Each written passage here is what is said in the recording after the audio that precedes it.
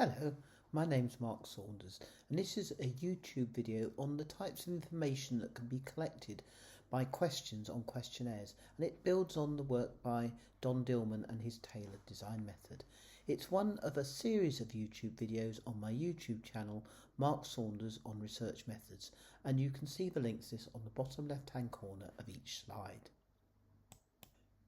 In this video presentation, we're going to consider the three types of information that can be collected through individual questions. We're going to be looking at questions that collect data about facts and demographics, that's the first type.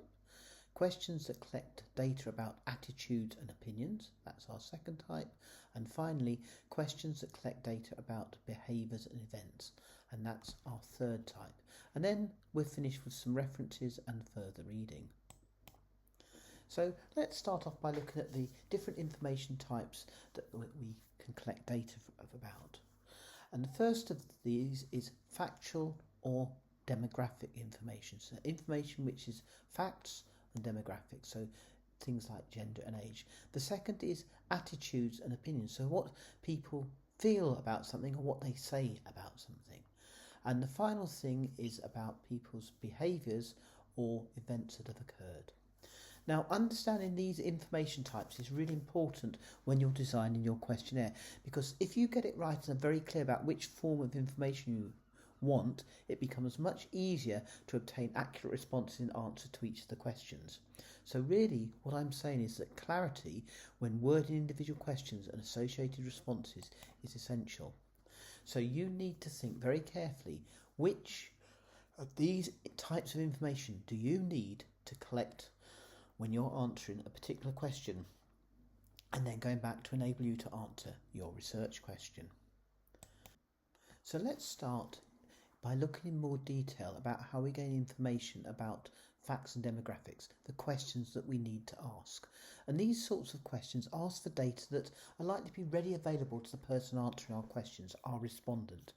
These are data that are likely, assuming the respondent wishes to disclose, in other words to answer honestly, to be accurate. And they include data like demographics such as age, gender, sex, marital status, education, occupation and income. Things or facts that people find it easy to recall and to answer. And so we use the data we collect about facts and demographics when we're analysing our questionnaire data to explore how the respondents' attitudes or opinions or their behaviours or events that have occurred with them or to them differ. And we can also use it to check the representative of the respondents to our questionnaire against the wider population by looking and seeing are the proportions similar in terms of the demographics such as age, gender, marital status and education. Now, a typical question we might ask here is something like, what is your age to the nearest year? And then normally with a questionnaire, rather than getting people to record their age completely accurately, we give them some broad categories such as less than 18, 18 to 34, 35 to 49, 50 to 64 and 65 and over. And notice the question says, what is your age to the nearest year?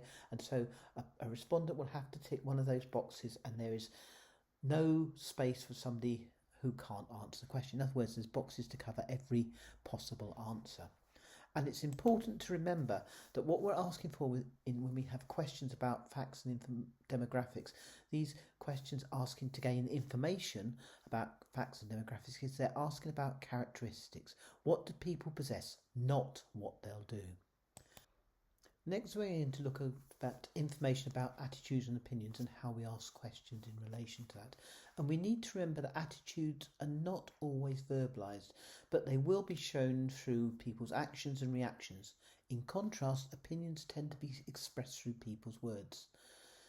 Similarly, attitudes tend to be relatively enduring and based on general evaluations, whereas opinions are judgments which are open to contention, to arguing about and to doubt.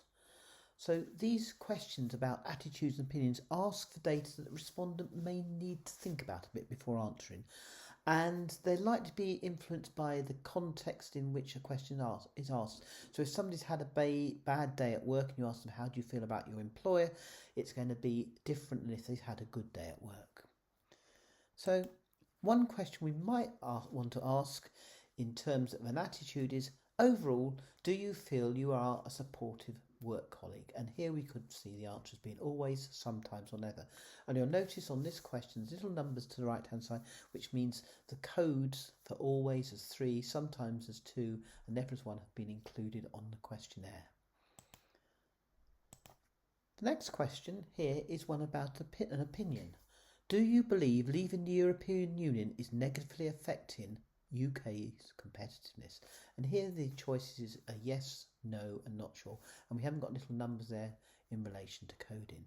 Now these questions about attitudes and opinions ask the respondent how they feel or what they believe is true or false. So the first one, how you feel, is your attitude, and what do you believe in terms of true or false is your opinion. Now we're going to move and we're going to look at questions which collect information about behaviours and events.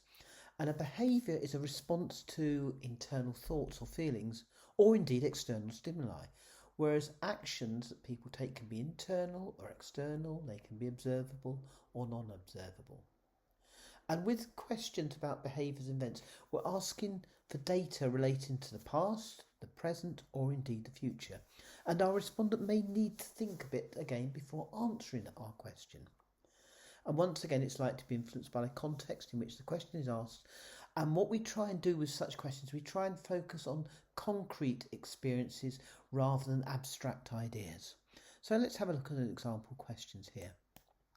The first question, how often has your organisation found it difficult to recruit new employees with the right skill set?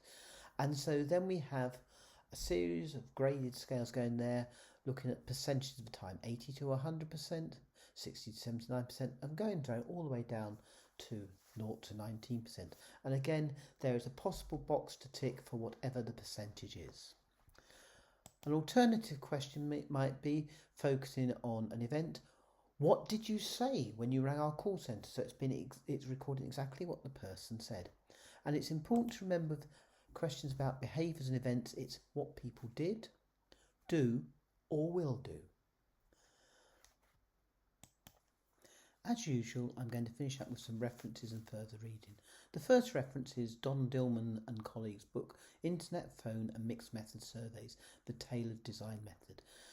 Dillman's Tailored Design Method is a classic in questionnaire design and it's well worth reading. It's a really interesting book.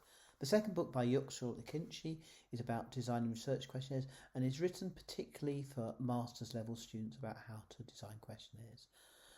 The third reference relates to a paper written by myself, David Gray and Alexander Bristow, which looks at differences in terms of how we design large multi-organisation surveys in terms of whether we use a database of ideas or we actually use an organisation to actually send the questionnaires out for us. And so we can use an organisation to go and poll people and the impact of doing either. And the final reference here is by myself, Phil Lewis and Adrian Thornhill, and this one looks at the chapter in the book Research Methods of Business Students, and this chapter is related to questionnaires. I hope you found this YouTube video presentation useful, and I'd be really grateful if you'd subscribe to my channel, Mark Saunders on Research Methods, and also told your friends and colleagues about the channel as well. I'm adding new videos to the channel nearly every week, and hopefully they'll be of help to you in your own research.